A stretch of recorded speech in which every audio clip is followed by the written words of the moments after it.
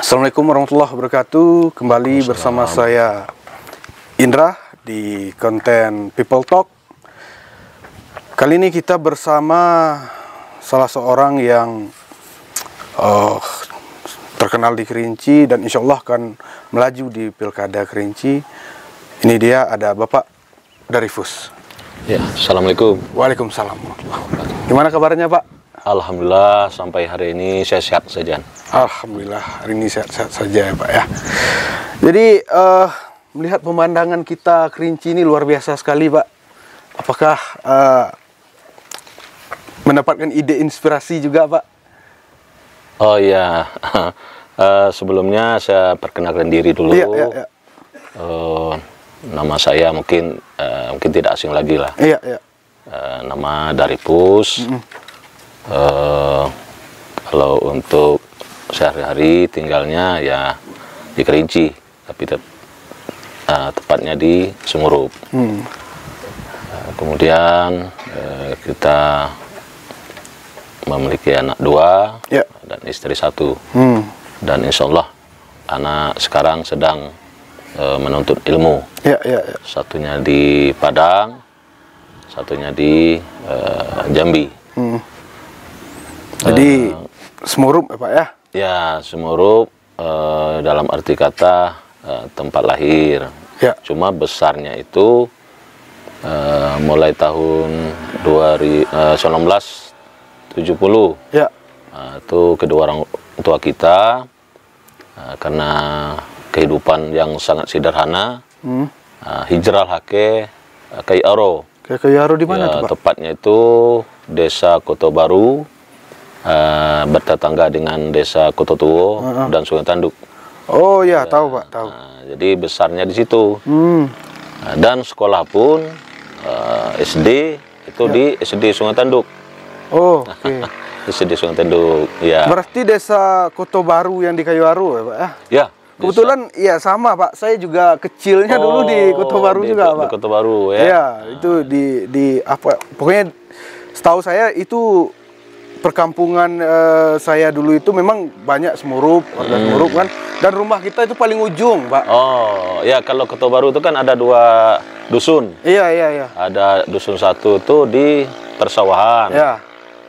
Dusun 2-nya itu di Tanjung Seri, Perladangan. Perladangan. Kalau kita itu yang di Perladangan. Oh, Bapak yang di Perladangan. Ya, Kita yang di persawahannya. Persawahannya, Pak. Iya, Oke, iya, iya. berarti dulu masa kecil Bapak itu di Kayaro ya, Bapak ya? Ya, di Kayaro. Jadi mulai masuk SD, kira-kira umur 6 tahun. Iya, iya. Ya, jadi ya karena orang tua kan kehidupannya sangat sederhana, petani, ya diboyonglah kami itu.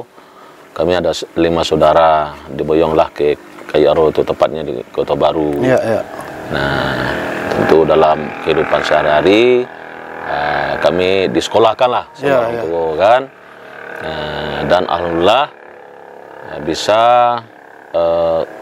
sampai naik kelas 6. Kelas 6. Bukan tamat, sampai kelas 6. Iya, Naik iya. kelas Naik 6. kelas 6. Kelas 6-nya itu pindah ke Sungurup. Oke. Itu ada ceritanya gitu. Iya, iya. Ceritanya memang itu tadi, karena orang tua kita nih orang tua yang sangat sederhana kan, anak 5 orang. Ya waktu itu kan lebih fokus di sawah dan ladang Ya. gitu kan. Jadi pada saat kawan-kawan tuh yang sekolah kan rame itu. Iya. Orang tuanya kan mampu untuk beli sepeda gitu. Nah, itu. Karena kita ini kan waktu itu ada 3 orang. Kami kakak beradik itu yang sekolah. Kalau boleh tahu Bapak yang keberapa, Pak? Yang keempat. Oh, anak yang keempat. Ya, Oke. dari 5 bersaudara. Dari 5 ya. Dan kita dari 5 itu cuma kita laki-laki 1. Oh. Yang 4-nya perempuan semua. Jadi pada saat itu kan kawan-kawan kita tuh bisa memiliki sepeda. Iya, iya. Jadi karena kita orang tua tidak mampu, wah sedih juga kan. Jadi solusinya itu ya pindah sekolah. Pindah sekolah. Naik kelas 6, kelas 6 itu tamat di Semerup. Karena tadi orang tua nggak mampu lah kan untuk beli sepeda, ya sudahlah. Ya, dianjurkan pindahlah ke Semerup. Nah, di Semerup ikut dengan kakak yang tertua. Nah, karena sudah berkeluarga, itu tinggal di Semerup. Jadi intinya itu ya semasa kecil kita banyak bergaul lah dengan masyarakat. Baik itu Kota Baru, Bedeng Baru, Kota Tua, Sungai Tanduk.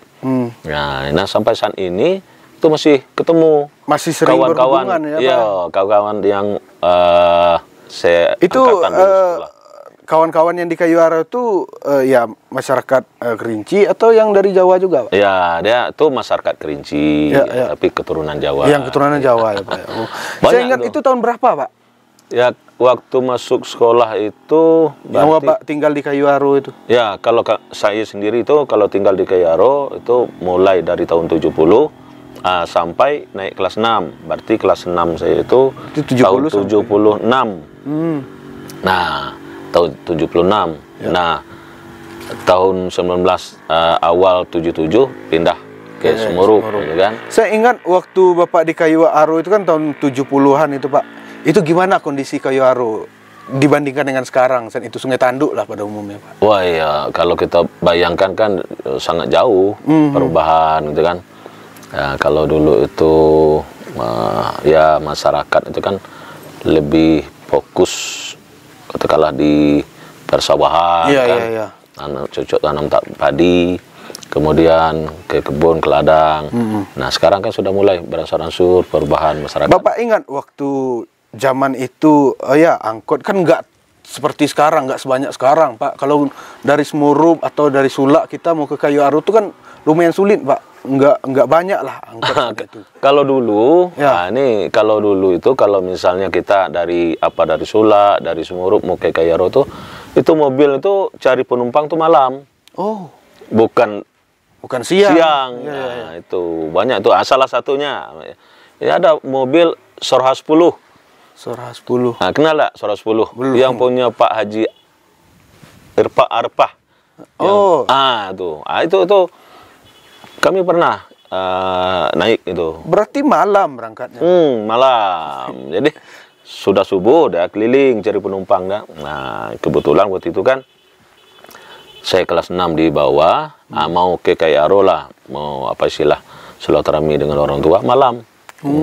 Malam naik. Berarti subuh itu udah berangkat. Udah berangkat. Waktu itu kan ada mobil anak gunung, macam-macam kan. Kadang kalau tidak muat di itu mobilnya saat itu naik ke atas. Sejenis angkot apa engkel, Pak? Yang di atas engkel tuh mobil bus. Memang bus ya. Wah, ke Kayu Aro aja pakai bus ya saat itu ya, Pak? Yang kapasitas itu lebih kurang 30-35 orang tuh. Saat itu ya. Kalau sekarang ini yang ya kayak inilah bodinya itu kayak ini apa namanya? Odong-odong. Yang dipakai buat odong-odong. Itu. Saat itu. Berarti gitu, itu mobilnya dari daerah bodinya kayak gitu ya. Nah, tapi kalau modelnya enggak kayak odong-odong, memang bagus. Memang mobil itu.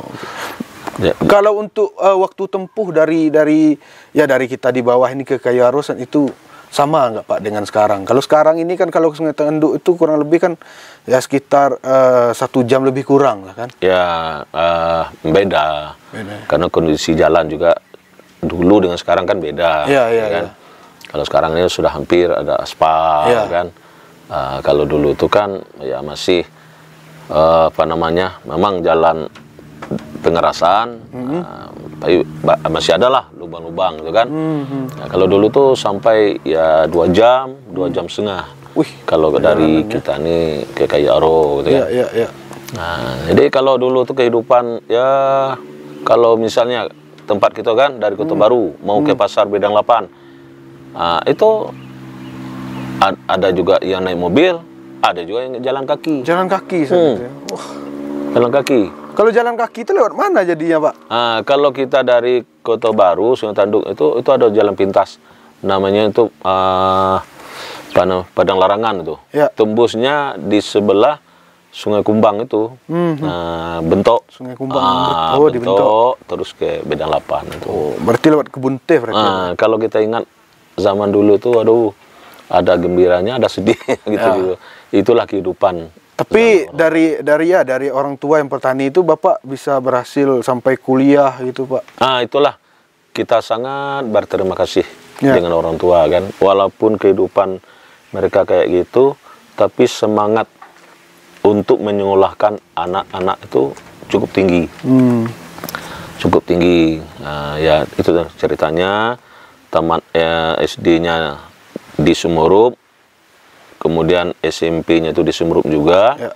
Kemudian untuk SMA-nya di SMA 1 Sungai Penuh. Sungai Penuh. Oh. Nah, kemudian kuliah ada kesempatan kan di Universitas Jambi. Iya, Jambi. Kemudian ini ada juga cerita sedikit. Iya. Karena waktu kuliah itu kan banyak kawan-kawan kan, campur. Ada yang dari Palembang, Medan sebenarnya. Ya, dari mana-mana. Nah, jadi dia nama saya agak aneh nih, dari PUS. Dari PUS. Jadi kawan itu sering nambah ATI belakang dari pusat. Dari pusat. Jadi mereka tuh entah seloroh atau serius ya. Iya. Kalau kamu nanti tamat dari kuliah ini tidak kerja di pusat, arti pusat tuh di DKI misalkan. Di Jakarta. Di Jakarta gitu, kan. Itu rubah namanya. Jangan dari PUS gitu ya. Ya, jadi saya meresapi juga nih. Iya. Nah, kita cobalah ngadu nasib. Iya. Di Jakarta, waktu masuk Jakarta tuh tahun 1989. Dan alhamdulillah 1992 terima di pegawai negeri. Waktu itu di BKKBN. BKKBN. Ya, Badan Koordinasi Keluarga Berencana Nasional.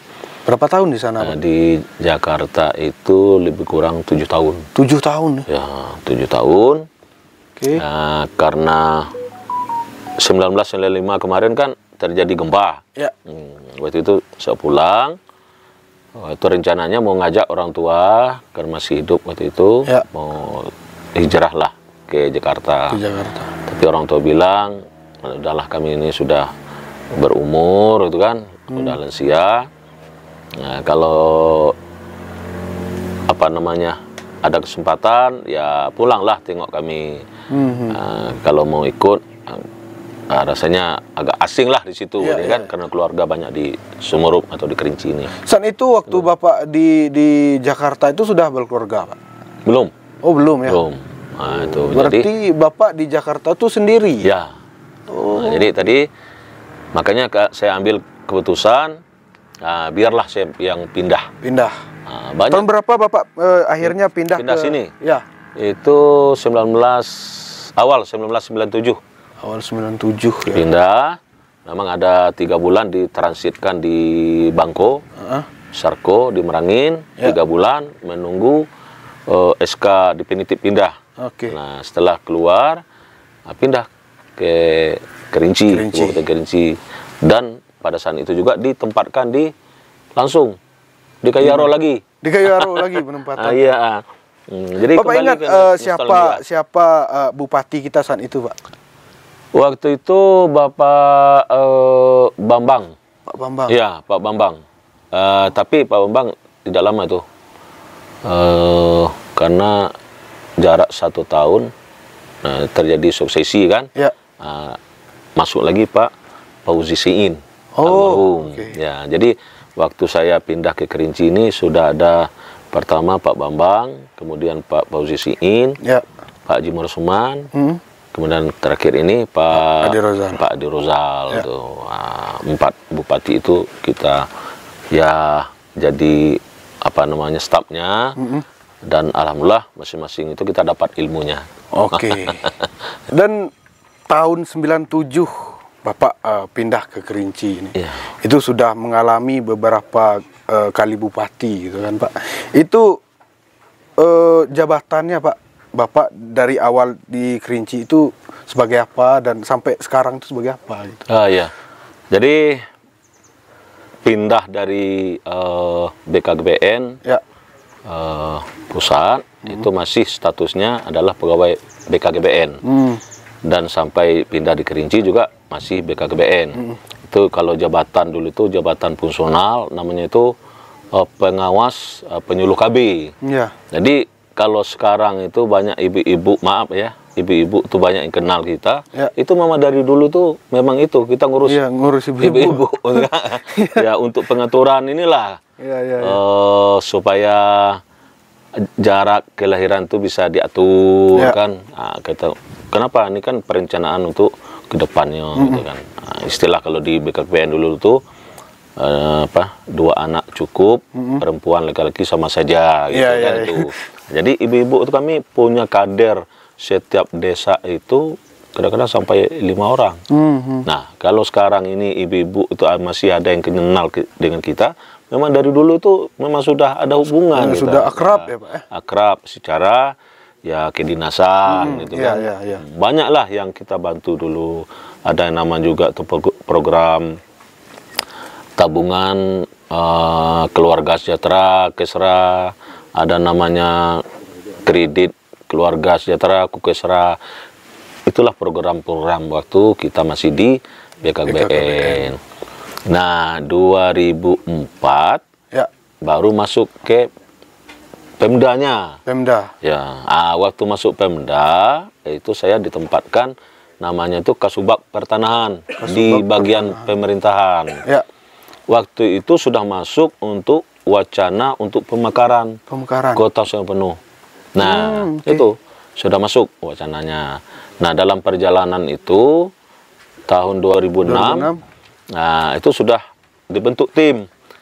Dan saya sendiri itu termasuk tim itu. Tim saya itu adalah khusus untuk penanganan masalah batas-batas kabupaten. Ya. Antara Kabupaten Induk dengan Kota Sungai Penuh. Penuh. Kemudian batas antara kecamatan yang ada di Sungai Penuh. Ya. Yang untuk menjadi pemekaran tadi kan. Ya. Nah, ini salah satu nilai untuk mempermudah dan mempercepat Ya. terwujudnya pemekaran Kota Semeru. Ada nilai tambahnya kalau tuh batasnya jelas, ya kan? Nah, itu. Kemudian tahun 2008 Ya. ini mulai pelaksanaan pilkada secara langsung. Ya. Dan saat itu saya dipercayakan oleh Bapak Bupati Pak Haji Paususiin almarhum untuk menjadi camat Kayaro. Nah, Berarti sempat jadi camat ya, Pak ya? ya. Oke. Camat Kayaro 2008 ya untuk membantu kepala daerah dalam ini Pak Bupati, Pak Wakil Bupati untuk mensukseskan pemilihan Bupati dan Wakil Bupati. Dan alhamdulillah lancar kan, tidak terjadi apa-apa 2008. Kemudian setelah itu awal 2009 saya pindah ke Camat Gunung Tujuh. Camat Gunung Tujuh. Nah, jadi Camat Gunung Tujuh untuk arti pasca Berarti itu pilkada kecamatan baru San itu Pak Gunung Tujuh. ya, Gunung Tujuh itu baru pemekaran sekitar 2 tahun. Ya, 2 tahun. Nah, 2010 itu saya pindah ke situ untuk ya termasuklah karena baru kan. Ya. Untuk membantulah dari segi pemerintahan untuk bagaimana supaya kecamatan baru itu bisa berkembang ya seperti bagaimana kecamatan lain. Iya. Ini saya mau tahu juga nih Ya. Pak. Ini saya mau tahu juga kan tadi zaman Pak Paususiin itu Bapak membantu dalam pembentukan Kota Sungai Penuh, pemekaran pembentukan Kota Sungai Penuh gitu kan. Otomatis kalau Kota Sungai Penuh ini memisahkan diri, ibu kota Kabupaten Kerinci kan kosong nih Pak. Ya. Kosong kan. Dan Bapak tahu nggak sejarahnya kenapa dipilihnya Siula sebagai ibu kota Kabupaten Kerinci ini Pak? Jadi karena kita itu sudah ada pemekaran dan ibu kotanya masih di Sungai Penuh juga, ini kan harus segera dipindahkan. Iya. Makanya saya ditarik dari Camat Gunung Tujuh, dilantik menjadi Kabag Pemerintahan. Kabag Pemerintahan. Nah, di pemerintahan itulah secara administratif untuk menggodok persyaratan-persyaratan untuk memindahkan ibu kota tadi. Ya. Dari Kota Sepenuh ke tempat yang itu ada 3 calon dulu tuh. Ada 3 calon, berarti Ya. bukan langsung ujuk-ujuk sulak, bukan berarti? Bukan. Jadi ada 3 calon. Pertama itu di Tanah Cogo. Tanah Cogo. Ya, Tanah Cogo kan. Nah, kemudian di Kemantan. Kemantan. Kemudian ketiga baru ini Di Sulak ini ya, di Bukit Tengah. Ya. Nah, itu sudah menjadi kajian, sudah ada kajian BA, kajian akademis, kajian teknis yang sudah yang dilaksanakan oleh Bappenas Ya. pada saat itu. Nah, tentu dari 3 calon ini kan punya kelebihan dan punya kekurangan. Iya, iya. Nah, Dari 3 wilayah ini. Ya, kalau untuk Tanah Cogo itu Ya. memang bagus tempatnya, tapi ada satu sisinya itu adalah dari sisi pembiayaannya, kosnya. Oke. Kosnya ya, Itu Pak. terlalu tinggi. Karena apa? Karena masyarakat di sana itu minta dibebaskan. Arti adanya ganti rugi. Ganti rugi lahan. Ya, kemudian kedua juga saat itu kepemilikan masyarakat tanah di sana itu pada umumnya sudah bersertifikat, tapi ada yang disimpan di bank gitu. Oke, oke. Nih itu salah satu. Kemudian di Kemantan juga tempatnya tidak terlalu signifikan, terlalu Tidak terlalu proper. ya biayanya juga cukup tinggi. Oke. Kemudian di Bukit Tengah Ya. ini salah satu tuh kenapa di sana ini Ya. memang dari sisi biayanya cukup bisa ditekan. Dari segi mananya bisa ditekan? Pertama ini kan tanah ini dihibahkan.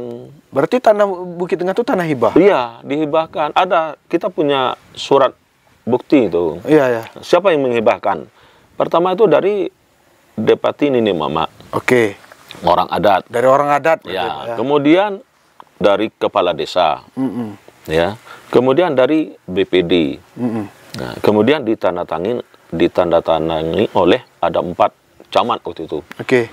Camat Sulak Mukai, Sulak, Gunung Kerinci, dan Kayu Aro. Oke. Nah, itu tanda tangan. Arti secara administratifnya itu sah dan tidak masalah. Oke. Maka dengan telah keluarnya, artinya persyaratan itu kita melakukan beberapa tahapan gitu. Seperti kita adakan rapat ya kan bersama dengan Forkopimda. Ya. Kemudian kita melakukan harmonisasi ke Kementerian Hukum dan HAM. Nah, baru kita masukkan ke Presiden Ya. melalui Sekretariat Negara gitu kan.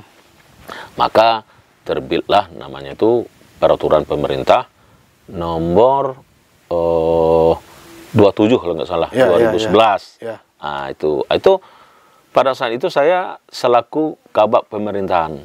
Nah, memang agak lelah lah Ya, pada ya, saat ya, ya. itu untuk bolak-balik kan, untuk membantu Bapak Bupati, Bapak Wakil Bupati itu bolak-balik ke Jakarta, komunikasi Berarti Bapak memang masuk dalam memang andil dalam pembentukan ibu kota yang baru ini di Iya, dari sisi struktural jabatan memang itu adalah juga merupakan tanggung jawab dari kabak pemerintahan. Oke. Karena secara administratif itu memang di pemerintahan itu, di bagian pemerintahan. Oke. Masalah pemindahan ibu kota itu. Nah, dan alhamdulillah terjadi pemindahan kan dengan luas lokasi yang dihibahkan pada saat itu tuh lebih kurang 300 hektar. Oke. Nah, memang ada janji dari pemerintah dari 300 hektar itu sepertiganya itu dikembalikan kembali ke masyarakat. Nah, rencananya dulu itu yang 100 hektar ini dijadikan satu hamparan. Oke. Nah, satu hamparan ini akan dibangunlah semacam perumahan. Oke. Nah, tapi pada tahun 2013 kita terjadi lagi pemilihan bupati, wakil bupati, Ya. suksesi, tapi pemerintahannya berubah itu. Ya, ya, ya, Dari ya. Pak Jumur Zuman ke Pak Deddy Rozal, ya. Nah, ini Jadi ya mungkin lain pimpinan kan lain kebijakan. Oh iya betul. Nah, akhirnya sampai sekarang ini belum belum selesai. Itu ceritanya. Oke. Dan sekarang ini ada isu tuh pemerataan, Mbak. Kenapa saya mengarahkan tadi mengenai ibu kota gitu kan di Sulak ini ada isu-isu tuh tidak ada pemerataan karena bangunan apa itu bertumpu di Kerinci Mudik ya, terkhusus di Bukit Tengah gitu kan. Sedangkan di hilir itu ya untuk bangunan pemerintah itu minim sekali, Pak, dan isunya itu tidak pemerataan. Bagaimana tanggapan Bapak tentang itu? Jadi gini, kalau Kabupaten Kerinci ini kan dari ujung ke ujung, ya. Kalau arah ke utara kan di Liter W. Ya. Arah selatan tuh di Jembatan Penetai. Jadi Ya. kalau panjang itu hampir 150 km Ya. panjangnya. Nah, dengan terbentuknya kota sepenuh, ini akan menjadi terbelah dia. Ya, arti kalau Kabupaten Kerinci kan satu. Ya. Tapi kan memang dari dulu kan ada yang istilah Kerinci Hilir, Tengah, Mudik. Itu Ya. memang ada. Nah, untuk masalah ibu kota, ini memang harus berpihakan. Oke, gimana tuh? Nah, maksud berpihakan, kalau hilir, hilir betul ibu kotanya. Ya. Kalau mudik, mudik. Kenapa? Karena nanti kita ini satu saat, ini kan akan pemekaran. Ya, pemekaran. Dengan adanya pemekaran nanti, berarti ibu kotanya ini tuh sudah berpihakan. Kalau hilir, ya hilir ibu kotanya. Kalau mudik, mudik. Nah, sekarang berada di Bukit Tengah. Berarti memang nantinya untuk menjadi ibu kota Kabupaten Kerinci di Kerinci Mudik ini, gitu kan? Oh, berarti memang sudah dipersiapkan untuk Kerinci Kabupaten Kerinci Hilir Kerinci Mudik. Iya. Nah, oke. tentu dengan adanya kota sepenuh, Ya. ini sudah ada wacana itu untuk pemekaran Kerinci Hilir. Nah, ini apa dampaknya? Dampaknya itu jelas. Kalau masalah pelayanan, ya bisa saja. Misal, sekarang kan ada tuh perwakilan untuk pelayanan. Tapi bukan itu saja. Salah satu dampak adanya pemekaran nanti, ini adalah untuk bagaimana untuk kita bisa menekan tingkat pengangguran. Ya, baik pengangguran tingkat sarjana, SMA, maupun tingkat SD, SMP. Kenapa?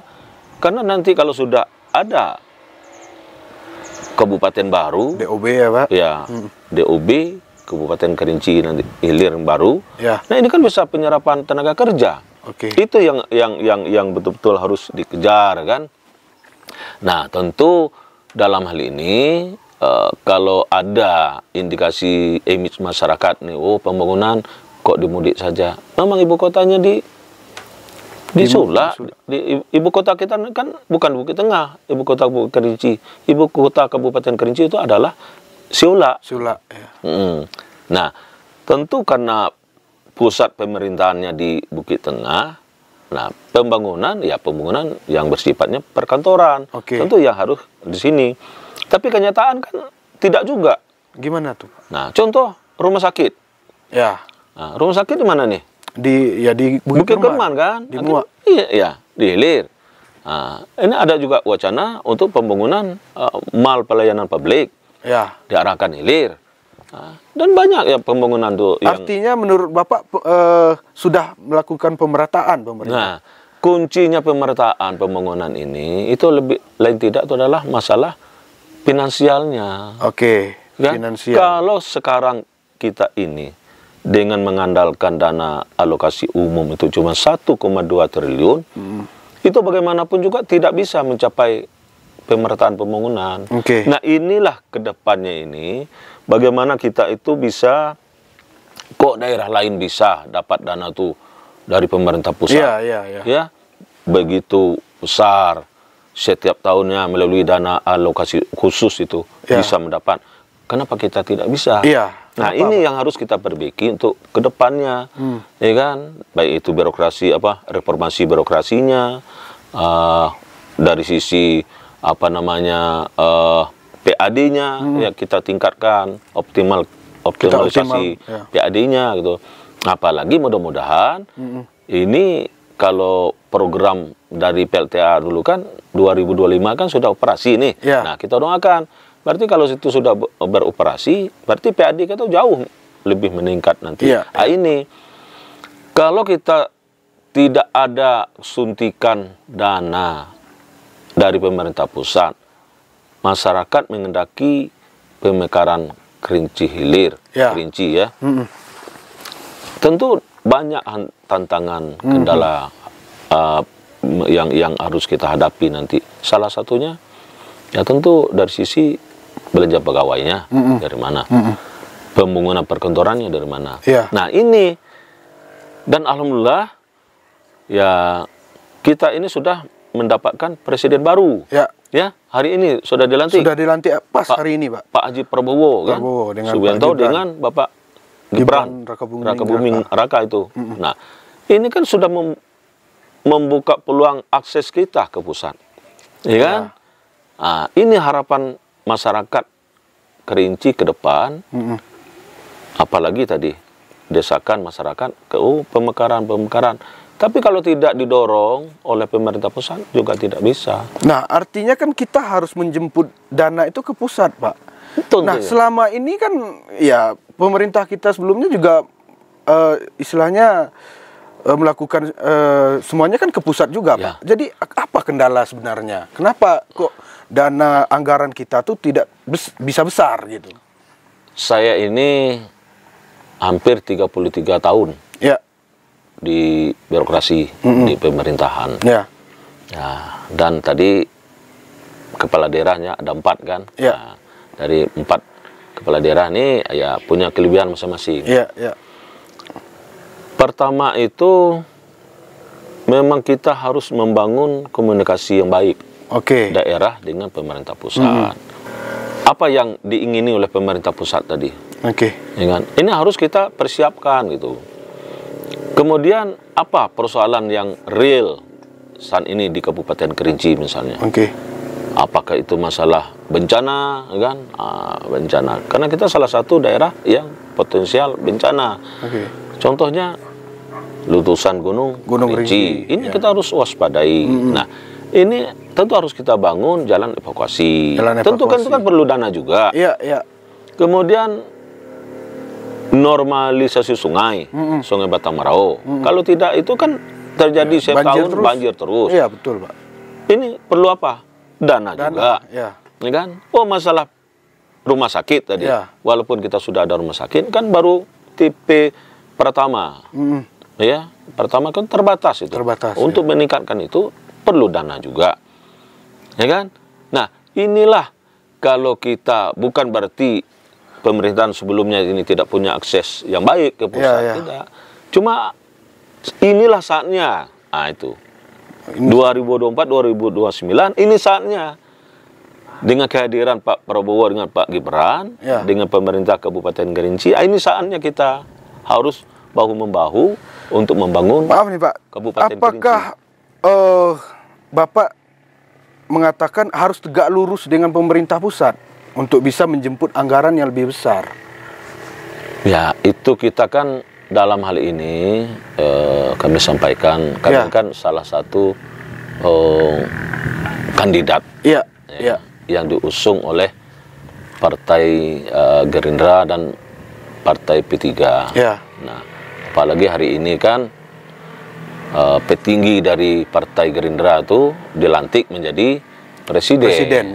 Nah, itu kan peluang itu, ya kan? Peluang. Istilahnya kalau tahu jalan, kita tidak jalan darat lagi, sudah jalan udara gitu kan? Karena sudah dibuka aksesnya melalui Gerindra nanti. Ya, kalau dari sisi presiden kan presiden berarti kita semua. Itu pengaruh ya, Pak ya? Sangat berpengaruh, apalagi dari Partai Gerindra, wakil kita di Senayan, DPR RI itu kan ada juga. Ya kan? Dapil Jambi. Kan? Pak Rocky Pak Rocky Chandra yang asal dari Kerinci. Ya kan ini. Iya, betul. Ya kan? Masyarakat Kerinci ini itu supaya bisa membuka pikiran, ya kan? Karena kalau bagi kita ini peluang emas gitu kan. Iya, ini sangat berarti ini Iya, ini sangat peluang. Saya baru tahu Pak kalau Pak Rocky Chandra itu orang Kerinci Pak. Oh iya, orang Kerinci. Wah, berarti ini peluang emas sekali Pak. Ya. Kita punya wakil Kerinci di pusat. Sejalan dengan pemerintah pusat. Dan ini ya kalau istilahnya maaf kata kalau Gerindra bisa menang di Kerinci ini itu emas sekali Pak sebenarnya. Itulah supaya masyarakat ini kan sangat paham gitu kan. Tidak terlepas dari itulah. Walaupun ya kita salah satu juga ada 22 program unggulan tadi, salah satu prioritas kita adalah untuk optimalisasi PAD kan. Tapi kan tidak bisa begitu signifikan kan beransur-ansur. Kalau ke pemerintah pusat itu apa program? Ya kan? Contoh, ini kita masuk sajalah misal untuk membangun jalan Renah Pemetik itu. Ya, karena itu salah satu sumber juga. Hasil itu pertanian juga luar biasa di sana kan. Yang ingin saya tanyakan. Itu tidak bisa kita kerjakan hanya dengan contoh yang 2024 ini. Itu pada saat kami masih di pemerintahan kan, kita anggarkan cuma 3 miliar. Nah, 3 miliar itu cuma berapa kilo bisa. Ini kita buat, ini akan pembangunan multi years. Apakah nanti habis 50 miliar atau 100 miliar? Ini yang kita sampaikan ke pemerintah pusat. Pak Bupati nanti, kepala daerah itu memaparkan bersama tim pemerintah pusat itu melalui menteri dan sebagainya. Ini yang kita sampaikan. Mungkin dikerjakan secara multi years, ya kan? Tahun 2005 berapa dapatnya, 2006 sehingga tuntas semua. Termasuk juga lah seperti yang kami sampaikan tadi, proyek besar nih normalisasi sungai kan. Ini bukan hanya bisa kita dengan mengandalkan dana APBD atau dana APBD provinsi, tidak bisa. Harus dana dari APBN yang bisa menangani itu. Inilah celah dan peluang besar untuk masyarakat Kerinci. Tapi masyarakat Kerinci ini ya harus jeli, harus paham lah dalam ini kan. Itu mungkin itu.